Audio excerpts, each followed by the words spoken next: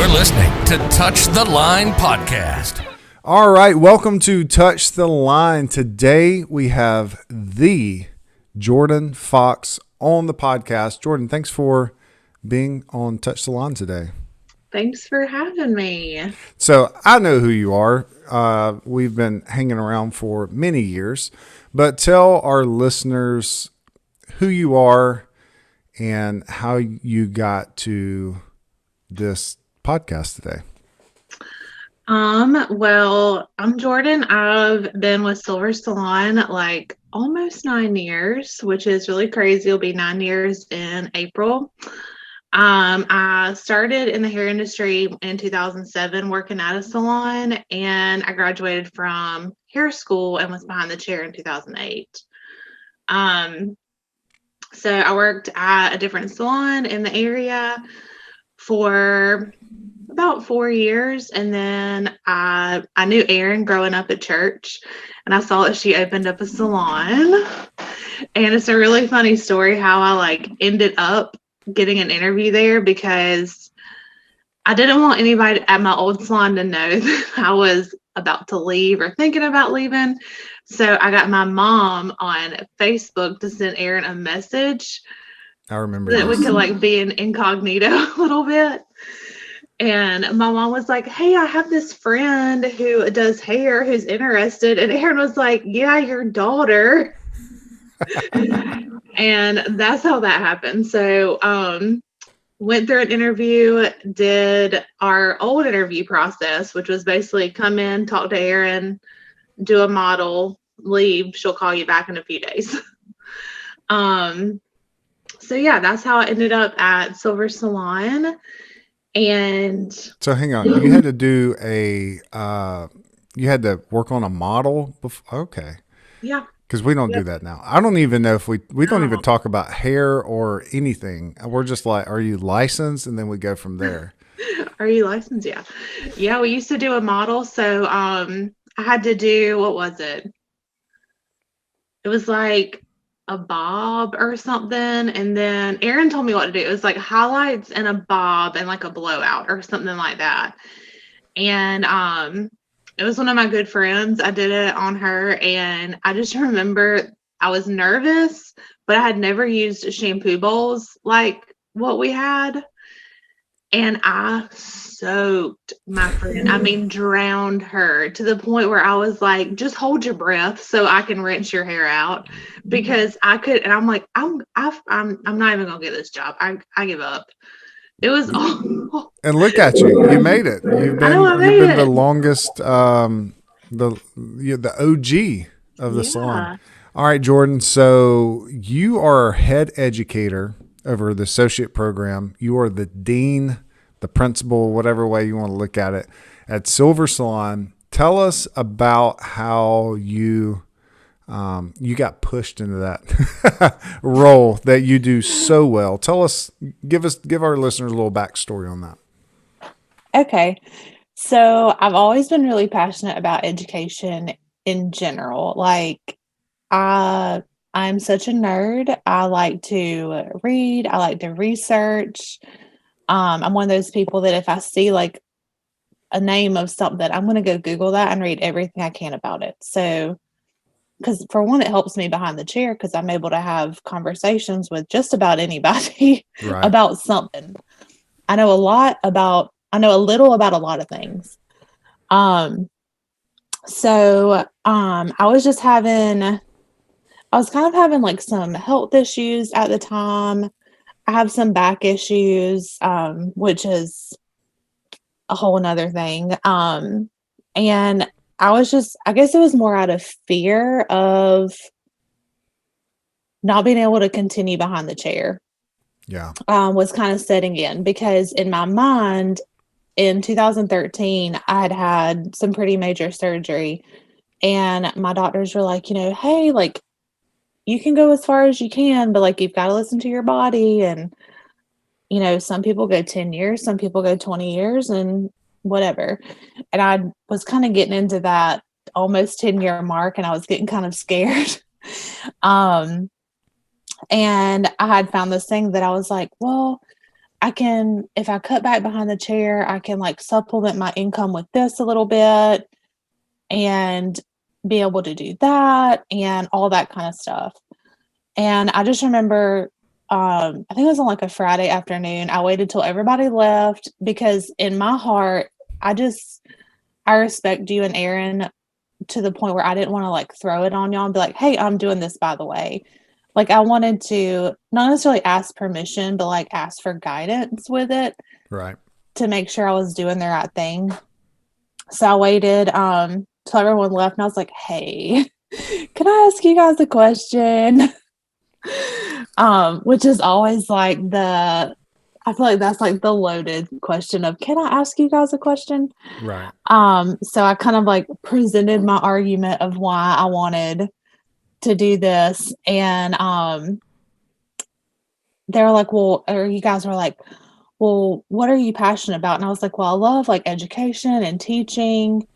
In cosmetology school, I always gave my teacher a hard time. I'm like, when you retire, like, just call me and I'll just take your position. We'll just make it easy peasy. They won't like even know that you're gone. Right. So I'm always like, just call me, like, whatever. So I just remember like y'all being like, well, why don't you do that here? And I was like, what do you mean? Like, it didn't click right away of like, what are you talking about?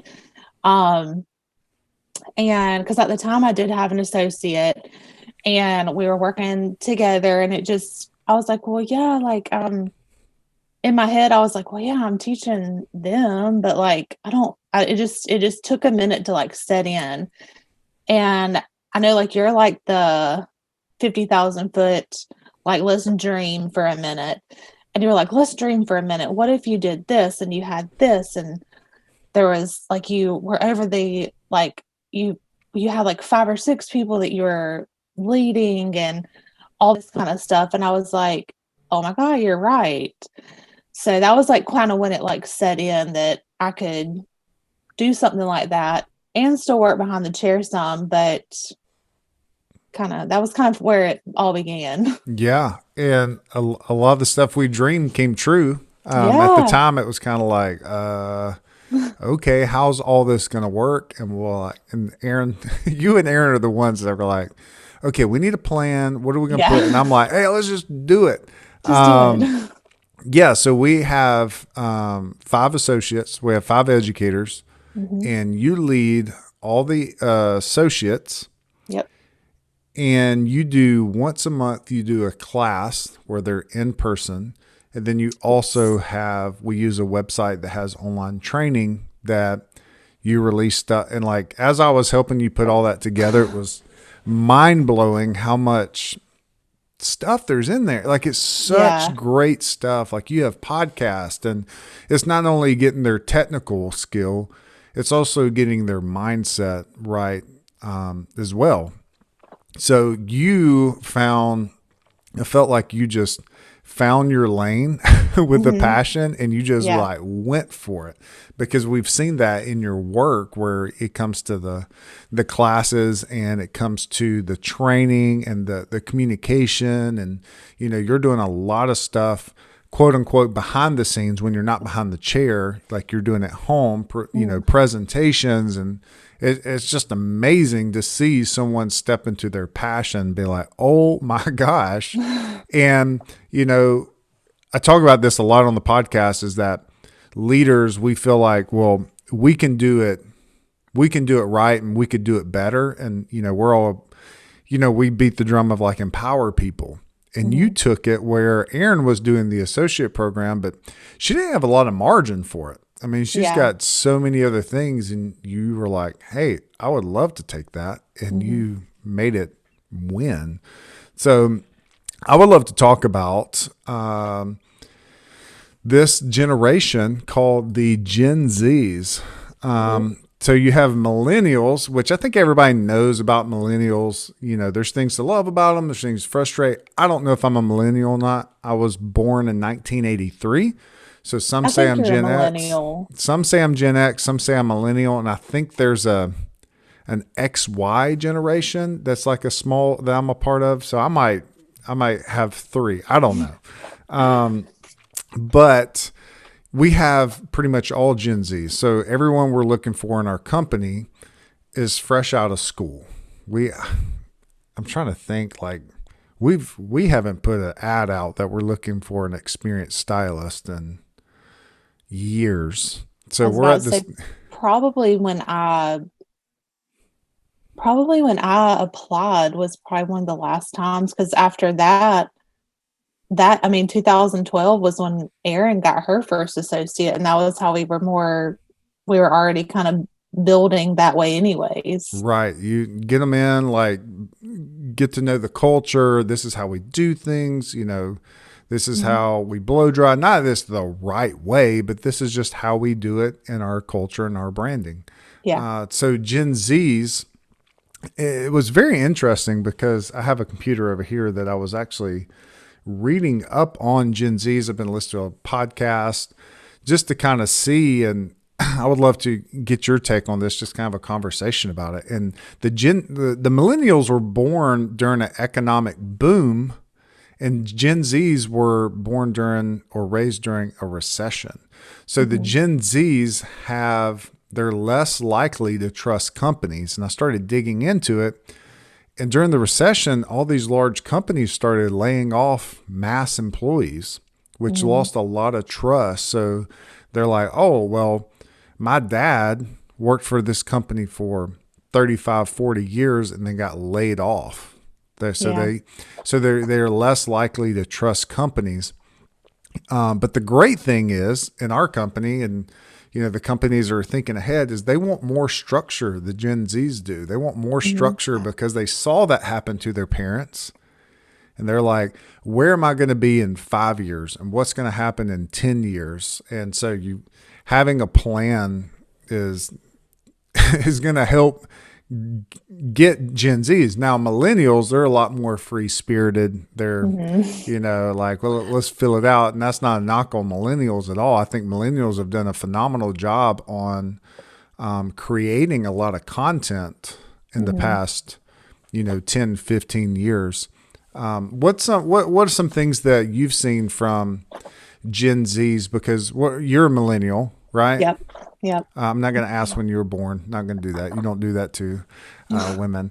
But tell us a little bit about your millennial, because you were probably taught under what, Gen X boomers? Yes. I was like a Gen X boomer associate. The salon I was working at, they didn't have a program. You were just an assistant. So it was more of your typical assistant role. But yeah, I was the assistant under Gen X and boomers, and they do things totally different than what millennials did. And I'm very artsy. So like, I like to just mix up random stuff and see what happens. Like, I'm much more willing to take risk. Yeah. When it comes to some things. Erin and I laugh. We're always like, if you ever come to us and ask us to formulate with you, like, you just need to stop, because we go and it's not pleasant. Like, we're going to try we some just new get stuff. excited. Yeah, we're going to do something new. Why don't you do this? And we just start doing crazy stuff. So yeah, like, the way I did it was way different from them, and I didn't understand what they were talking about, and they didn't understand what I was talking about, and I was wanting to try these new techniques, and like, they had never seen hair curled with a flat iron before. And I was like, what? Like, what are you talking about? You've never curled with a flat iron? Which is, now looking back, is the exact same way that the Gen Zs are looking at us. Yes. So it's like, I don't know. I laugh because I understand their frustration with, like, us now even more than what probably some other people do because of that. Right. And with education and knowing, like, what's the new trend, you got to be relevant. I mean, that's I'm 37 years old, and I've said this before on the podcast. When I show up to a cosmetology school, I feel like everybody's like, "Hey, whose dad's here? Yeah, Like, who's this old dad. guy?" So, staying relevant and staying up with the new techniques. We've actually recently hired someone who went to another salon, and I said, "Hey, why did you choose us?" And they're like, "There's a lot more younger people here, and the education is a huge part." Yeah. So I think being relevant and staying on the forefront, always hiring young, is going to push the company forward. Yeah. Let's see some other things that I've got. This was kind of sad. The Gen Zs are, this article said that they're the loneliest generation. And I can kind of see that.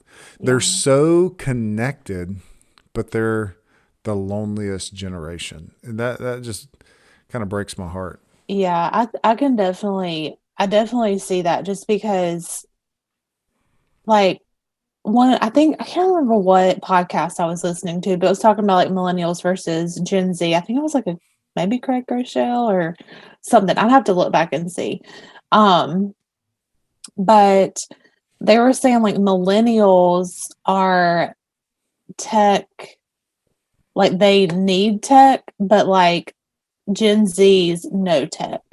Yeah. Is it tech dependent? Dependent. Yeah. Like we're tech dependent, but they're like tech savvy.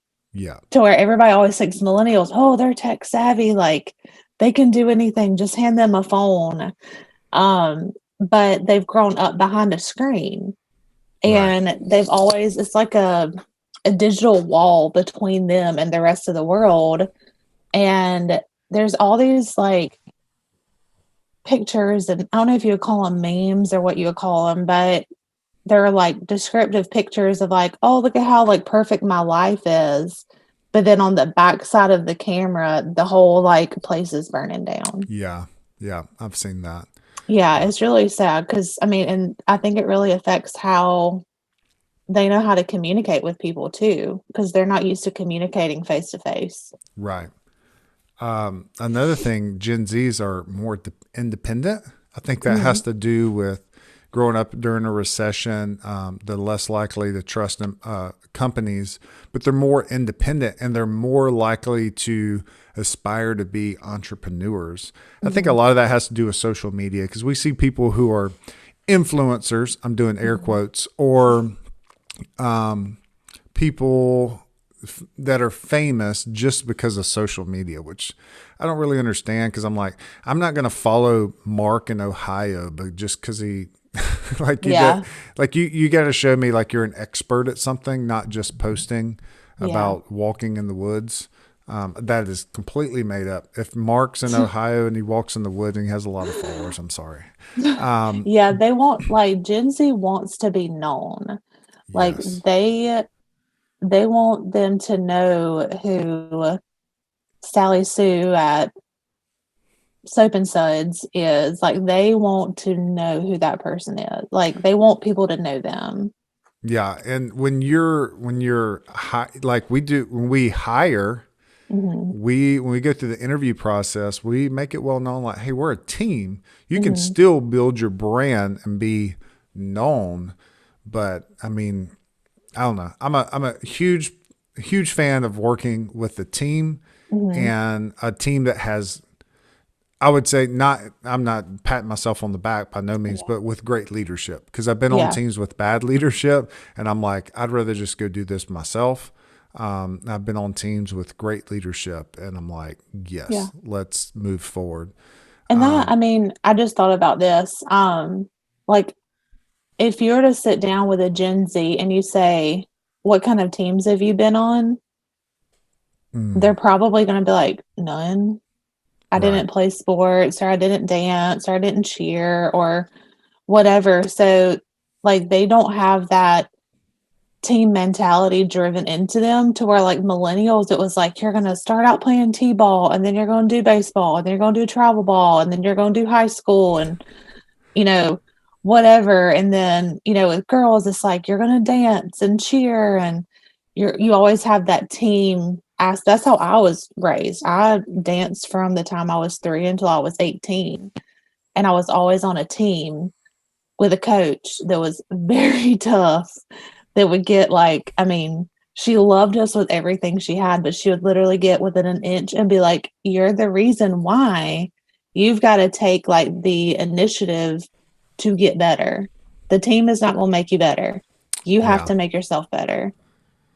And that was like a huge thing where I'm like, oh my gosh, you're right. Like, I can't let the team drag me along. I've still got to like be responsible for myself also.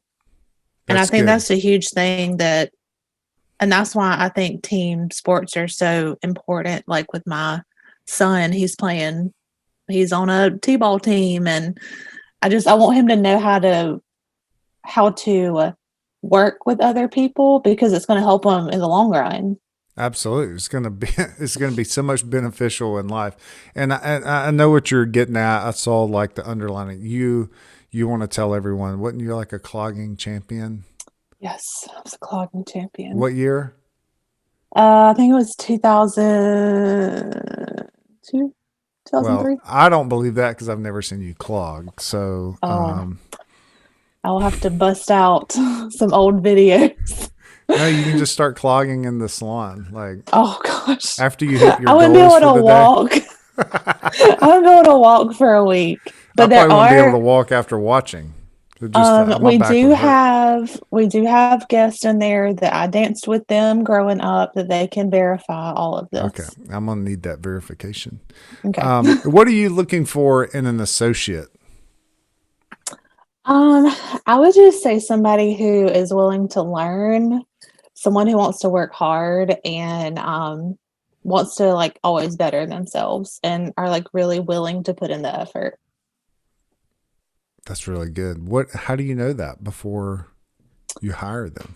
Well, a lot of times we have a pretty extensive hiring process. It's not like hey, can I work here? And it's like, sure, come tomorrow and you can start working. Work on a model. Yeah, work on a model. So we try to I feel like with our hiring program or our hiring process, it helps weed out the kind of people that are like, oh, this is just for fluff, or I think I want to do this. You know what I mean? Like it helps kind of weed that out. And sometimes people really don't know what they want to do until they really get in it. And that's okay too. Right. That's happened before where we've gotten in and we totally thought people were going to just flourish and go. And once they got kind of halfway through it, they're like, I can't do this. This is not for me. This is not what I signed up for. And that's totally okay. Yeah. It's much better to find that out on the now instead of 6 or 7 years.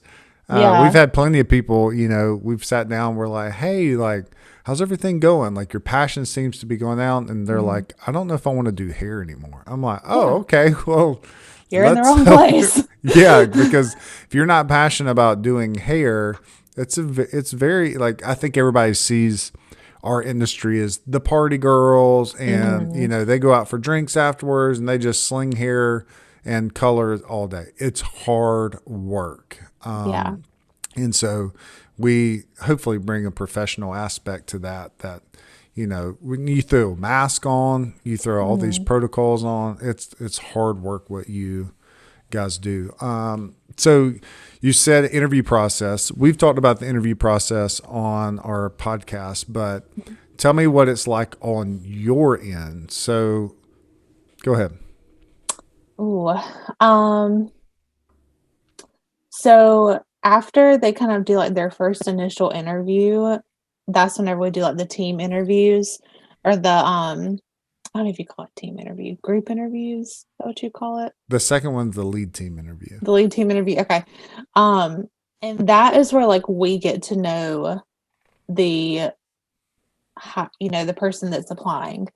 And I think that's really beneficial, just putting a name to a face and seeing how the conversation flows and how interactive they are, how prepared they are, how many questions they have. That to me is super beneficial for what they're going to be like in the associate program. I love it when people already have questions written down for us. Yes. And I mean, I always tell people, like, if you have any questions, like, afterwards, like, feel free to email me or let Evan know, and he can let me know or whatever. But I love it when people come prepared with some sort of question. Yeah, I'm the same way. When they bring Yeah. questions, I'm like, oh, they came to play in the majors. Yep. Yeah. In that second interview, most of the time, I don't think recently I've been in those interviews. So it's you and someone else. And if other people want to join, they can. But they do a lead team interview, and then they come in for a shadow day. Mm-hmm. And I would love for you to talk about how we structure a shadow day instead of, I think we do it for what, 3 hours? Yeah, it's typically 3 hours, like 8 to 11 or something Yeah. like that. We kind of divided up into 3 between like 2 hours in this area or an hour in each area.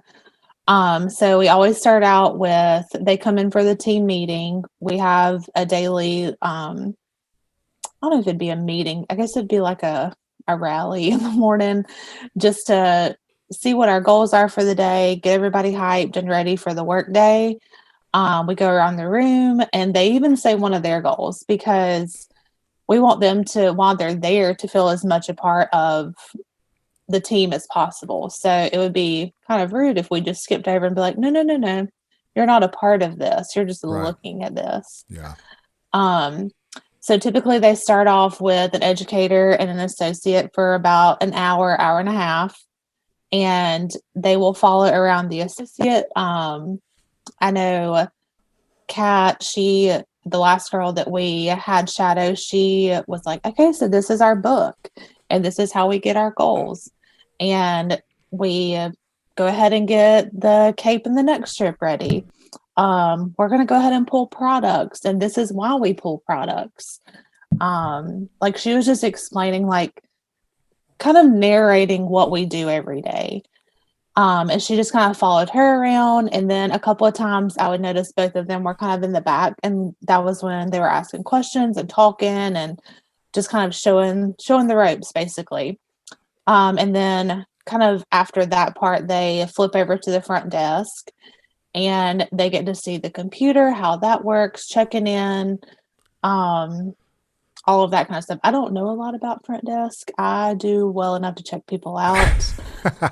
Every time I touch that computer, it breaks to the point of where, like, when Sammy comes back in, she's just like, stop touching it. It's like, stop touching, Jordan. Stay in your lane. She will literally like point and be like, go, like, just stop touching it. I'm like, I'm trying to help, but I'm making things worse. Yeah. Well, when they're at the front desk, what we really want them to see is that the guest experience of how we communicate to our guests, how we greet them, because part of their commission is going to pay for front desk.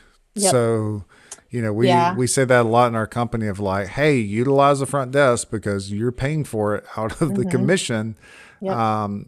So we want them to, and they're going to be working the front desk as an associate as well. So they're going to pick up a shift. And then the third one, they're back with They're typically back with us, and then I try to mark out time or like figure out a time about anywhere from like 15 to 20 minutes just to like take them in the office, sit down with them, really explain what the associate program is, give them kind of a 50,000 foot overview of what we do, and just talk to them one-on-one and get any questions. I give them my contact information. That way, if they have any questions directly relating to what I do, it's just that way they don't have to go through the channels. They can just shoot me an email. Yeah. And that's typically how they end their day. And sometimes we've had people say, hey, would you mind if I stayed and watched? Like, they said they were getting ready to do like some really cool color. Is it okay if I watch? I'm like, yeah. Yes. Points in my book. Yeah. And did you just realize you started? Go clock in. So, what we want them to see is we want them to see if this is a great fit for them. And we want our team to interview them as well. Yep. So, there's times I'm like, hey, what did you think about X? And they're like, oh, I didn't have time to talk to them, or I didn't really get to know them. It's almost like voting. Yeah. Like, if you had the chance to vote, don't complain who's in office. You had the chance to talk to someone who was here for 3 hours. Don't be complaining if things happen, Yep. So that's the way I look at it. All right, let's wrap this up. I would love to give some salon owners some tips for implementing this structure. They're probably like, oh, I need to hire younger people, or I need to get an associate program. What are some tips? Well, first off, before you get anywhere into like getting an associate program started, I would ask why you were doing it. Are you doing it for the extra set of hands and just for the sake of making your life easier? Or are you wanting to invest in somebody else? Because if you're just doing it for the extra set of hands, then that's more of an assistant, not an associate. And they're going to know that. They're going to know, that I'm just here to do all the grunt work. And I think once you get to that part of, I want to basically leave a legacy. Jordan, there's going to be so many stylists 10, 20, 30 years from now being like, if it wasn't for Jordan Foxx, I wouldn't be where I'm at. Yeah. And once you get into that mindset, then it's like, you treat people different. Your program's going to be a little bit different. How you work as a team is going to be a little bit different. So I love that. Associate, versus assistant, and why you're in it. What are some other tips? Just making sure that you have margin. I mean, if you are working 70 hours behind the chair and you're like, oh, I need an assistant or I need an associate or whatever, like there's no margin to help them grow. There's no margin to answer questions. There's no margin to even check and make sure they're still breathing at that point.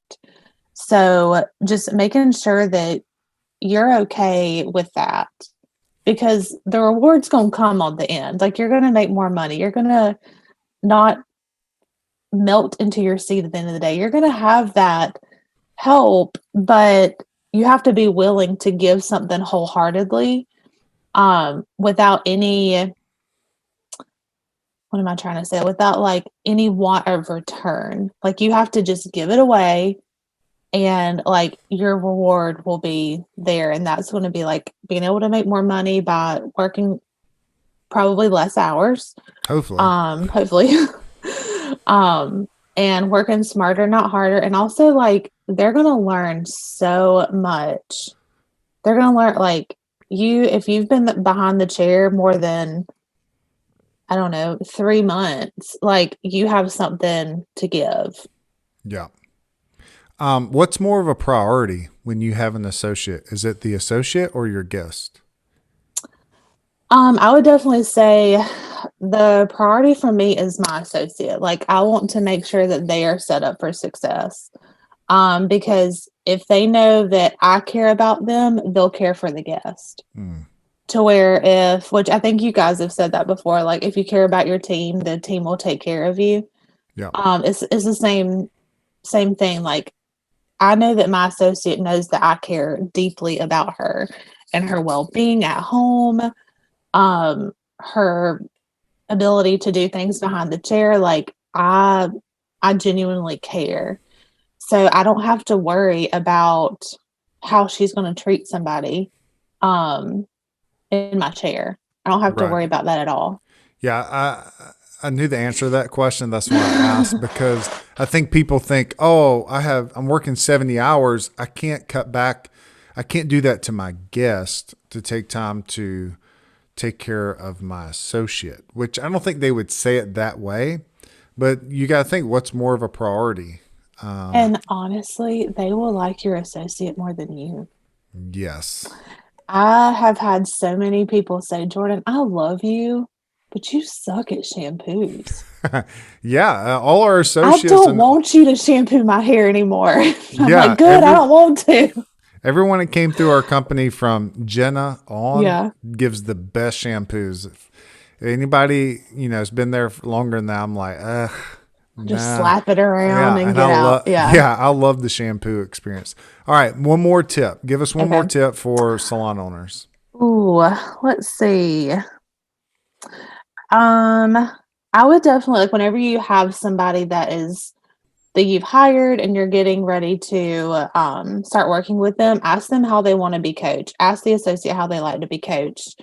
Are they right then and there? They want to be coached and like corrected. Not, I won't say corrected. That sounds bad, but led in a certain way right then and there, or are they one that wants to be let them know what's going on more away from the guest? I don't know if that made sense or not, but if they're wanting to be, you know what I'm trying to say? Yeah, I think some people like you'll have people that will say, "Hey, just tell me. Just tell me straight up." And you're like, "Okay," because that's how you are. Yeah, you're like, "Hey, just tell me."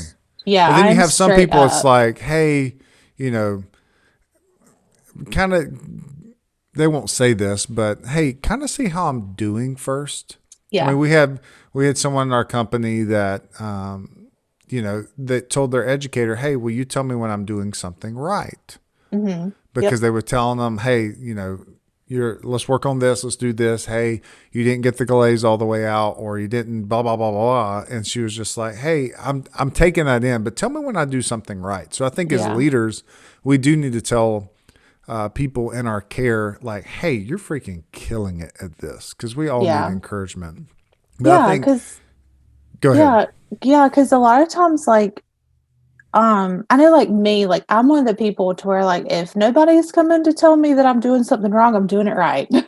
Right. And I'm totally okay with that. But not everybody's like that. They want to know, like, they want constant encouragement. A lot of people are words of affirmation, to where I'm not. Like, I'm like, thanks. I think, like, I don't know how to take a compliment all the time. So I forget that people aren't always like me. Also with coaching people, like, I have to remember, like, I am like pretty tough. Like, I'm like, we got to get this done. Like, let's get it done. Let's get it going. I know you guys can do this, but at any time I've ever had to have like a tough conversation with somebody, like, for example, there was somebody like just griping about something in the back, and I was like, haven't we already talked about this? And she was like, yeah. And I was like, are you going to do anything about it? And she just kind of looked at me. I said, because I don't want to hear anymore about it if you're not going to do anything about it. And I was like, I love you. And I just walked out the door. But I was like, I love you. Like, I say this because I love you. And she just started laughing because she knows how I am. Right. It wasn't out of being mean. It was just, I love you, but don't gripe about it anymore. Right. And a lot of people might say, oh my gosh, like that's kind of harsh. And Jordan, you show nothing but love to our staff, and everyone knows that you are in their corner. So when you say things like that, and there's truth to it, I think you can say it in a way where it might lay a little heavy, but they know, like, you want the best for them. And yeah, totally. I think it's an art. It really is. If you're listening to this, you're like, oh yeah, I'm going to do that. No. Hang on. We'll do another episode on that. But Jordan, thanks so much for just joining in on Touch the Line. I felt like we just had like a living room conversation. You're a wealth of knowledge.